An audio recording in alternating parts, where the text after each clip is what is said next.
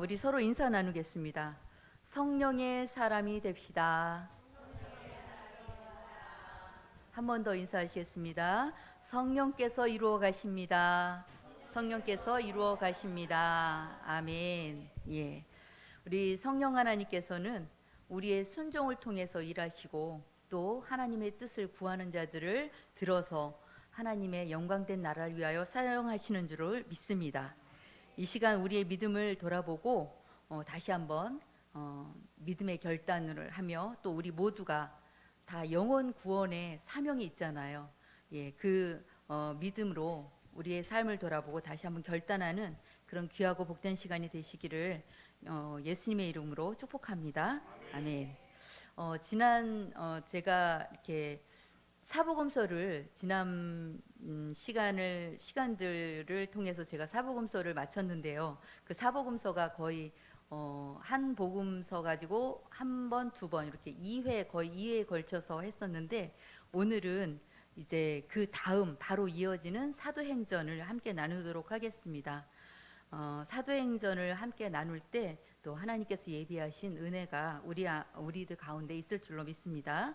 아멘. 예. 사도행전 하면 사도행전은 이제 이런 질문들 많이 하죠. 사도행전은 누가 기록했나요? 이렇게 질문을 많이 하죠. 예.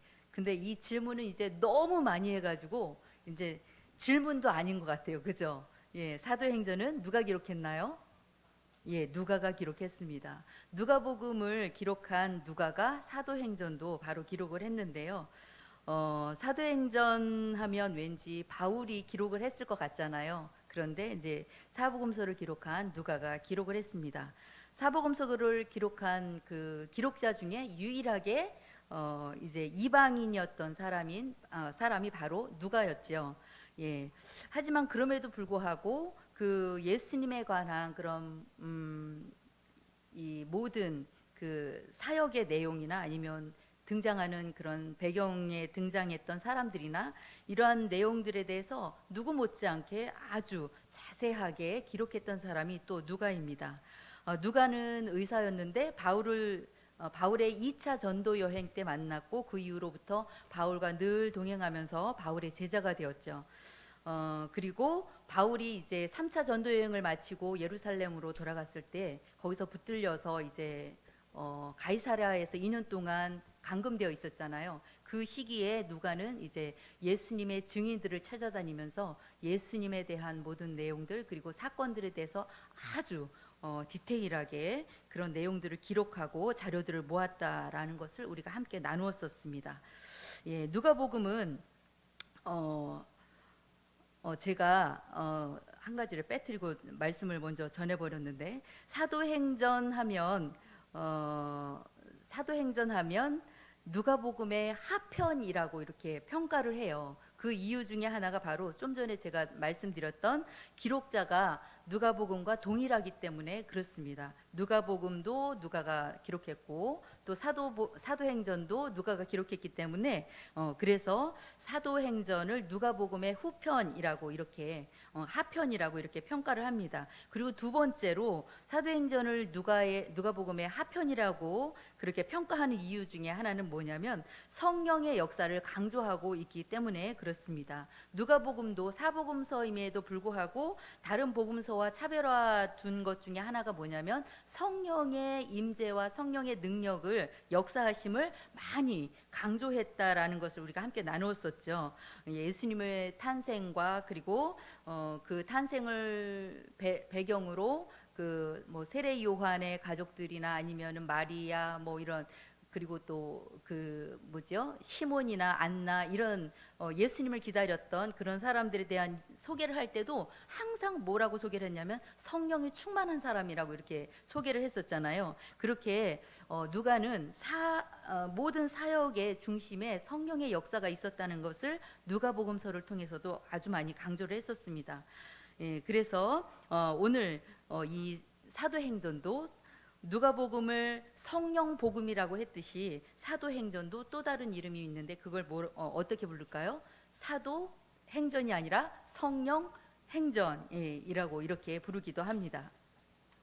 사복음서는 제자들이 예수님과 동행하면서 예수님의 행적을 관찰하고 자세하게 기록을 했다면, 사도행전은 이 오순절 그 성령 강림 사건을 경험한 그 이후에 예수님의 제자들이 이제 복음의 전달자로 변화되어서 어떻게 그 사역과 그 일들을 이루어 갔는지, 그리고 초대교회를 어떻게 완성시켜 갔는지, 그런 사역들을 기록한 것이 바로 사도행전입니다. 그래서 모든 사역의 주체가 되시는 그 성령 하나님의 강력한 역사하심을 강조해서 기록한 것이 바로 사도행전이기 때문에 사도행전을 성령행전이라고 부르기도 하는 것입니다. 그리고 사도행전을 누가복음의 하편이라고 부르는 세 번째 이유가 있는데요. 그것은 바로 수신자가 동일하기 때문에 그렇습니다. 누가복음에도 정확하게 수신자의 이름이 기록이 되어 있죠. 누가복음 1장 3절과 사도행전 1장 1절에 보면 그 수신자가 누구인지 정확하게 기록이 되어 있는데요. 우리 누가복음 1장 3절부터 4절까지 한번 읽어볼까요? 3절부터 4절까지 시작. 그 모든 일을 근원부터 자세히 미루어 살핀 나도 데오빌로 각하에게 차례대로 써 보내는 것이 좋은 줄 알았노니, 이는 각하가 알고 있는 바를 더 확실하게 하려 함이로라. 예, 또 사도행전 1장 1절부터 2절까지요. 시작. 데오빌로여, 내가 먼저 쓴 글에는 무릇 예수께서 행하시며 가르치시기를 시작하신부터 그가 택하신 사도들에게 성령으로 명하시고 승천하신 날까지의 일을 기록하였노라. 아멘. 예. 여기서 보면 수신자가 데오빌로로 이렇게 정확하게 기록이 되어 있죠. 그런데 누가복음에 각하라는 표현을 쓴 것으로 봐서 우리는 로마 고위층의 사람일 것이라고 이렇게 미뤄 짐작을 합니다. 누가복음에서 어디까지 자기가 예수님에 관한 내용들을 기록했는지를 이 사도행전 지금 우리가 읽었던 1장 1절부터 2절에 보면은 정확하게 또 다시 한번 이 데오빌로에게 상기를 시키는 내용이 나오죠. 그가 택하신 사도들에게 성령으로 명하시고 승천하시는 날까지의 일을 기록하였노라. 내가 전에 그렇게 기록했었지 라고 다시 한번 상기시키는 것입니다. 그러면 이제는 그 다음 이야기를 이어갈 거야 라는 그런 숨겨져 있는 뜻이 있겠죠. 그래서 이번 서신에서는 본격적으로 성령님이 어떤 분이고, 그리고 성령님이 어떤 일을 하시는지를 이제 데오빌로에게 알려주겠다는 거죠. 그래서 누가는 먼저 누가복음을 통해서 예수님의 탄생부터 그리고 십자가의 구원 사역에 성취하신 그 모든 과정을 아주 자세하게 알려주었고, 그리고 사도행전을 통해서는 성령 강림 사건 이후에 아주 다이나믹하게 성령의 능력으로 열어가시는 성령의 새 시대에 대해서 이제 데오빌로에게 전하고 있습니다. 그래서 이 땅 위에 보이지 않는 하나님의 나라가 어떻게 회복되어져 가고 있는지, 그리고 완성되어져 가고 있는지를 이 데오빌로에게 소개하고 있는 것입니다. 사도행전의 중요성을 한번 보도록 하겠습니다. 사도행전은 성경 전체의 흐름을 바꿔놓는 분기점과 같은 역할을 합니다. 어떻게요? 성령께서는 믿는 자 한 사람 한 사람 속에 내주하시면서 그들을 통해서 직접 구원의 역사를 이루어 가시는 성령의 새 시대를 열어 가시는 분이십니다. 예, 구약 성경에서는 우리는 성부 하나님을 통해서 천지를 창조하신 전능하신 하나님을 볼 수 있고요. 그리고 사복음서를 통해서는 성자 하나님이신 예수님의 탄생과 그리고 구원 사역을 볼 수 있습니다. 그리고 사도행전부터 서신서까지는 성령 하나님의 강림하심과 그리고 강력한 구원 역사를 우리가 볼 수 있게 됩니다. 사도행전은 그래서 한마디로 말하면 구원 역사는 어떻게 이루어져 가는가를 기록한 그런 책이라고 할 수 있습니다. 우리 1장 8절의 말씀 다시 한번 읽어보겠습니다. 1장 8절 말씀 시작. 오직 성령이 너희에게 임하시면 너희가 권능을 받고 예루살렘과 온 유대와 사마리아와 땅끝까지 이르러 내 증인이 되리라 하시니라. 아멘. 예. 복음을 전하고 구원의 열매를 맺는 것은 우리의 힘과 능력으로 이뤄낼 수 있는 일이 절대 아닙니다. 예, 내가 아무리 열심히 기도하고 또 열심히 내가 누군가를 섬겨주고 사랑을 실천하고 그리고 내가 열심히 복음을 전했다 하더라도 그것 때문에 열매를 맺었다고 착각을 하면 절대로 안 됩니다. 우리에게 기도할 마음을 주시는 분도 성령님이시고 또 사랑할 수 있는 그 사랑을 우리에게 부어주시는 분도 성령님이시고 또 복음을 받아들이는 자가 그 복음을 깨닫게 하시는 분도 성령님이시기 때문에 그렇습니다. 예, 성령 하나님이 우리와 함께 하셔서 우리를 증인으로 삼아주시고 또 우리를 증인이 되게 하겠다고 이렇게 말씀하신 게 얼마나 놀라운 약속이십니까? 예, 우리는 애초에 버려진 쓸모없는 땅이었습니다. 생명이 되살아날 수 없는 소망 없는 그런 땅이었습니다. 그런데 생명 되시는 주님께서 우리 안에 오셔서 우리의 영혼에 새 생명을 불어넣어 주시고 열매를 맺을 수 있는 소망의 땅으로 변화시켜 주셨어요. 예, 우리가 할 수 있는 것은 우리가 값없이 받았기에 그 은혜와 사랑을 값없이 흘려보내는 것 뿐입니다. 그러면 성령 하나님께서 우리를 통해 구원의 열매를 맺어 가십니다. 아멘. 이것이 바로 구원 사역의 원리인 것을 우리가 잊지 않기를 바랍니다.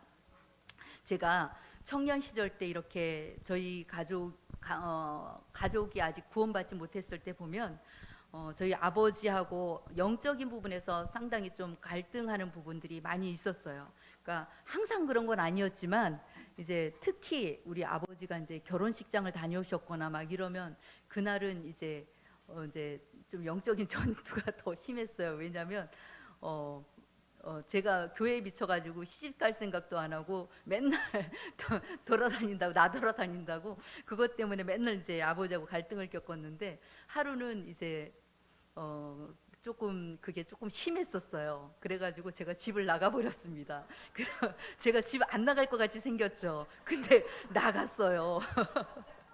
나가서 어디로 갈게요? 교회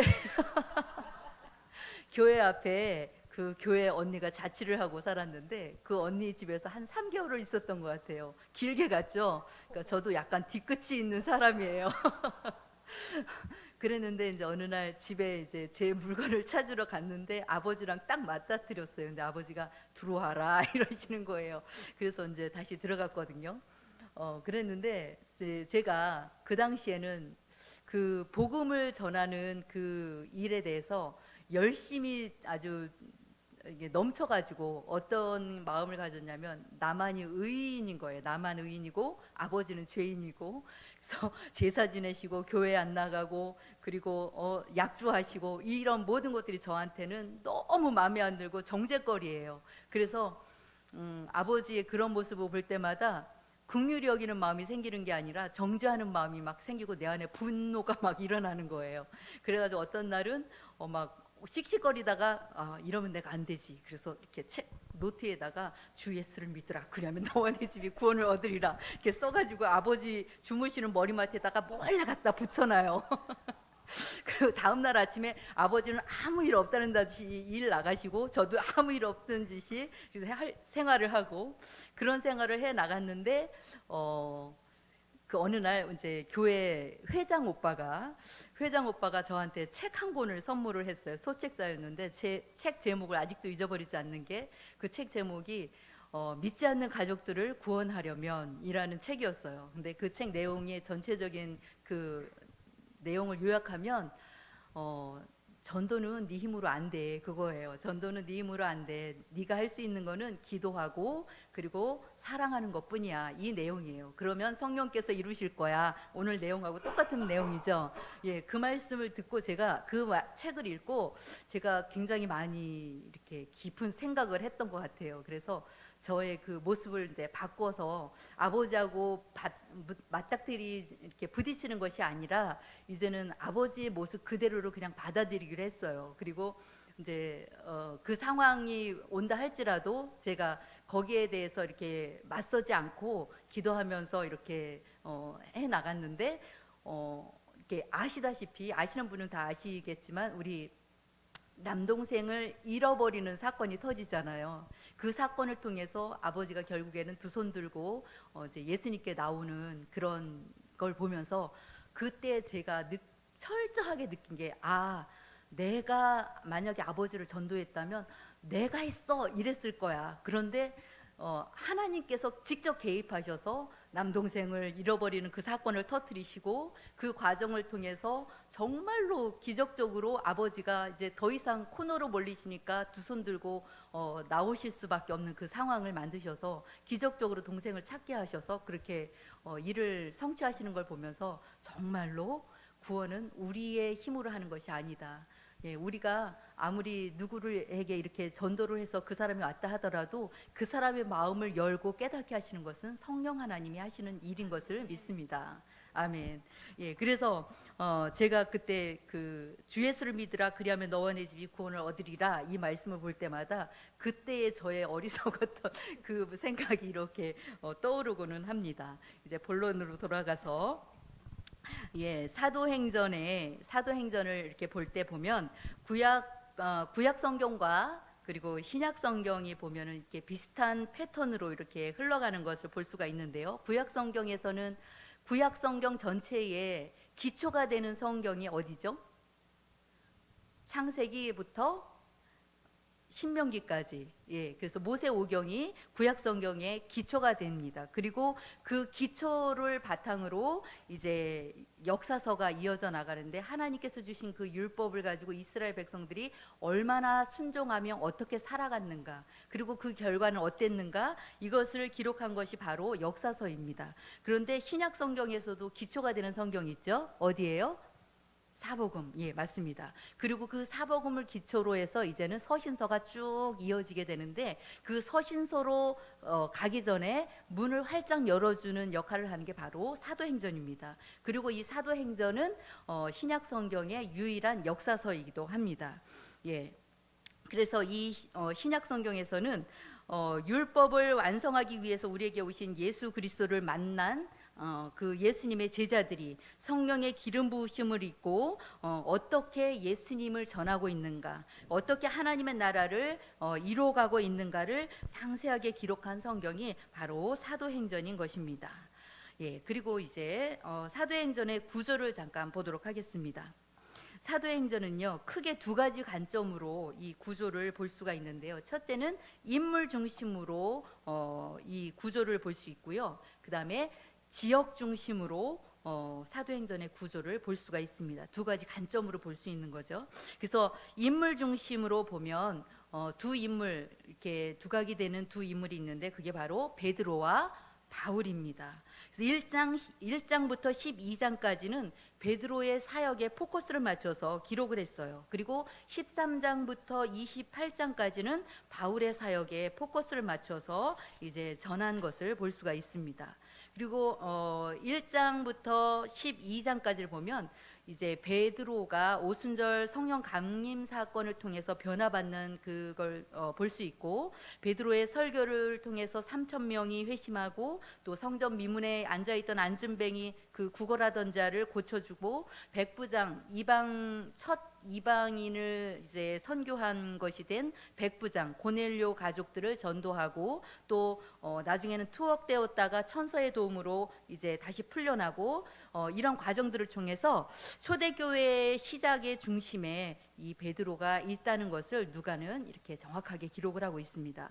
그리고 13장부터 28장까지는 이제 바울의 사역에 이제 중점적으로 포커스를 맞추고 기록을 했는데요.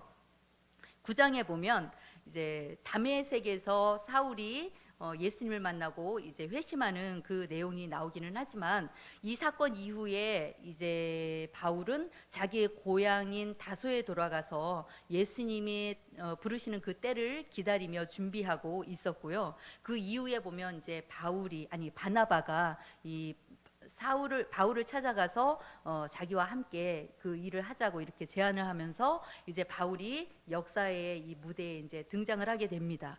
그리고 13장부터 드디어 안디옥 교회에서 바나바와 바울을 최초의 선교사로 이방 땅으로 이제 파송을 하게 되죠. 그때부터 이제 바울의 사역이 이제 시작되는 것입니다. 그런데 누가는요, 이 인물 중심의 관점으로 이 사도행전의 구조를 볼 때 보면 그 속에 평행 이론을 적용을 해서 베드로와 그리고 바울의 사역을 이렇게 비교하게 해놓았어요. 그래서 그 둘의 사역을 통해서 무언가를 이제 끄집어내려고 하는 이 누가의 그 이제 의도가 있는데요. 먼저 한번 보겠습니다. 3장 1절부터 10절에 보면 안진뱅이를 치유한 베드로 이야기가 나오거든요. 미문에 앉아서 구걸하던 그 안진뱅이를 치유한 사건이 나오는데 14장 8절부터 18절에도 보면 바울이 루스드라에서 1차 선교 여행을 가가지고 나면서부터 걷지 못한 자를 고치는 그 장면이 이제 기록이 돼 있어요. 그리고 두 번째, 특별한 치유 능력이 있다는 것을 이렇게 또 평행성상에 놓아서 비교를 하게 했어요. 5장 12절부터 16절에 보면 베드로의 그 치유 능력을 사람들이 기대하고 베드로의 그림자가 지나갈 때, 베드로가 이렇게 지나갈 때 그 그림자가 이렇게 덮어지면 치유받을 수 있을 거라는 그 믿음을 가지고 사람들이 자기의 형제나 아니면은 가족들 그 들것에 들고 와서 베드로가 지나가는 그 길에다가 이렇게 내려놨대요. 그 말씀이 거기에 기록이 돼 있어요. 그런데 19장 11절부터 12절에 봐도 바울의 능력을 사람들이 어느 정도 신뢰를 했냐면 바울의 손수건이나 앞치마를 갖다가 사람들에게 이렇게 덮어주면 그 사람들의 병이 치유받고 그리고 악한 귀신이 떠나갔다라는 기록을 이렇게 해놨어요. 그러니까 베드로도 그런 능력이 있었어, 바울도 그런 능력이 있어, 이렇게 이제 비교를 하는 거죠. 그리고 세 번째는 마술사를 제압하는 이야기가 나오는데요. 8장 4절부터 13절에 보면 사마리아에서 시몬이라고 하는 마술사가 이제 예수님을 영접하고 제자가 되는 그 사건이 나옵니다. 그리고 13장 6절부터 12절에 보면 구브로 섬에서 바예수라고 하는 거짓 선지자 마술사가 바울의 복음 전파하는 것을 막 방해를 하다가 이제 맹인이 되는 그런 사건이 이렇게 기록이 돼 있고요. 또 죽은 자를 살린 그 사건도 이제 비교가 됐습니다. 9장 36절부터 42절에 보면 요빠 마을에 살고 있던 다비다라고 하는 예수님의 여제자가 죽었죠. 그때 베드로가 그곳에 찾아가서 그 다비다를 살려내는 그 사건이 기록되어 있는데 20장 7절에서 12절에도 보면 바울이 드로아라고 하는 지역에서 이제 밤마다 낮에는 일을 하고 밤에는 이제 회당에서 말씀을 전하는데 그곳에서 누구를 만나냐면 그 청년 유두고라고 하는 청년이 저녁에 창가에 걸터 앉아가지고 바울의 그 설교를 듣다가 떨어져 죽게 돼요. 졸다가 떨어져 죽게 돼요. 근데 바울이 내려가서 그 유두고를 살려내는 그 사건이 기록되어 있습니다. 그리고 마지막으로 보면 옥에서 기적적으로 풀려난 사건도 이제 동일하게 이렇게 기록이 되어 있습니다. 12장 3절부터 19절에 보면 야고보의 그 순교 이후에 헤롯이 베드로를 잡아다가 옥에 가두죠. 그때 천사가 그 옥문을 열고 베드로의 그 모든 이 뭐죠? 족쇄를 다 풀어주고 이렇게 해서 베드로가 풀려나는 그 사건이 기록되어 있고 그리고 16장 16절부터 34절에 보면 바울과 실라가 옥에 갇히는 빌립보 감옥에 갇히는 이야기가 나오죠. 그때 보면 찬양과 기도를 할 때 그 감옥 옥터가 흔들리면서 문이 다 열리는데 이 바울과 실라가 도망가지 않고 그곳에서 간수가 자결하는 것을 이렇게 막아주죠. 그때 간수가 우리가 어떻게 하면 구원을 받겠습니까? 라고 했을 때 바로 아까 제가 벽에 기록했던 그 말씀 주 예수를 믿으라 그리하면 너와 내 집이 구원을 받으리라 하는 이 말씀이 그때 간수장에게 바울이 했던 말씀이었습니다.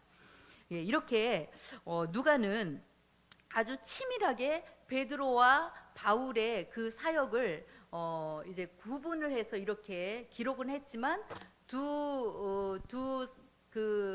사도들의 그 사역 속에 아주 의도를 하고 계획적으로 평행성상에다가 비슷한 그런 이적과 기적들을 이렇게 둠으로써 사람들이 그걸 보고 아, 베드로도 이런 역사를 했는데 바울도 이런 역사를 했네, 이것을 깨달을 수 있도록 의도적으로 그렇게 기록을 했다는 거예요. 왜 그렇게 했을까요? 왜? 예, 그것은 바로 누가의 스승인 바울의 사도권과 연관이 있습니다. 그래서 이 사도권을 가지고 바울은 보면 굉장히 자신이 예수님의 사도라는 것을 사람들에게 많이 강조를 했잖아요. 근데 모든 교회에서 다 그렇게 강조한 것이 아니라 자신을 믿고 따르는 그런 교회에서는 그렇게까지 하지 않았지만 자신의 사도권을 의심하고 막 이렇게 침해하는 그런 사람들이 있는 곳에서 그렇게 강조했다는 것이지요.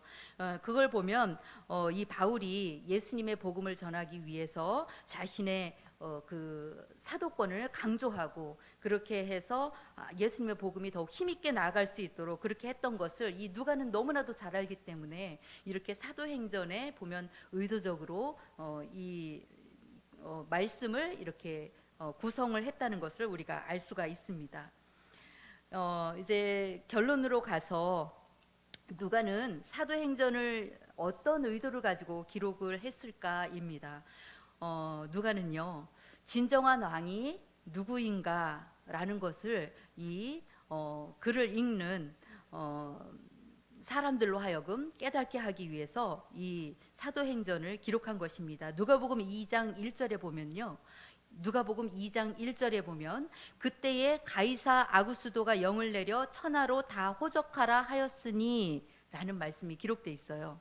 그러니까 이 로마 초대 왕 아구스도가 세상을 다스리실 때 아기 예수님이 태어났다라는 것을 이 누가가 말씀을 통해서 기록을 해놨어요. 왜냐하면 눈에 보이는 이 세상의 왕이 이제 아구스도였는데 그 시대에 이 모든 영적인 세계를 다스리시고 만왕의 왕이신 아기 예수님이 태어났다라는 거죠. 그리고 사도행전 28장 30절에서 31절까지의 말씀을 읽어보면 바울이 온 이태를 자기 집에 머물면서 자기에게 오는 사람을 다 영접하고 하나님의 나라를 전파하며 주 예수 그리스도에 관한 모든 것을 담대히 거침없이 가르치더라. 아멘.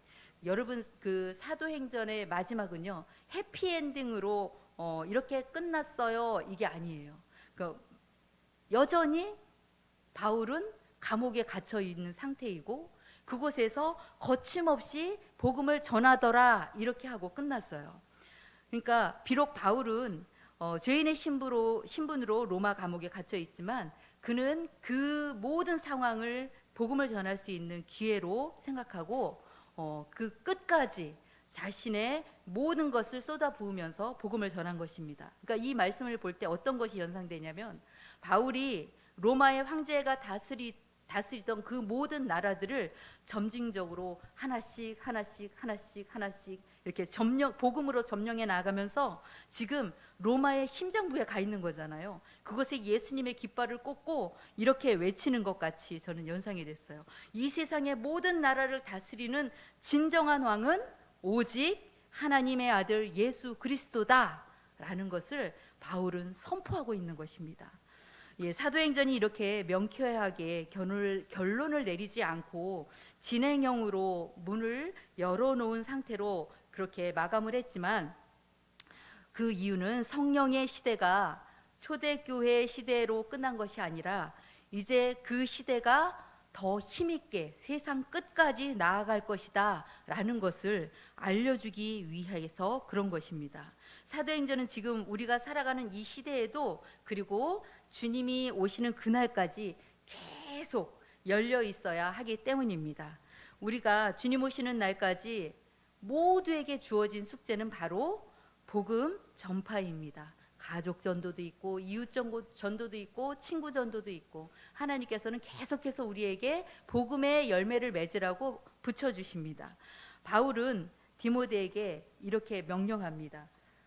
디모데후서 3장 2절 다 같이 한번 읽어보겠습니다. 시작. 너는 디모데후서 3장 2절 그 말씀이 아니었나요? 그러면 제가 잘못 찾은 것 같아요. 제가 말씀을 읽겠습니다. 너는 말씀을 전파하라. 때를 얻든지 못 얻든지 항상 힘쓰라. 범사의 오래 참음과 가르침으로 경책하며 경계하며 권하라. 이렇게 말씀하고 있습니다.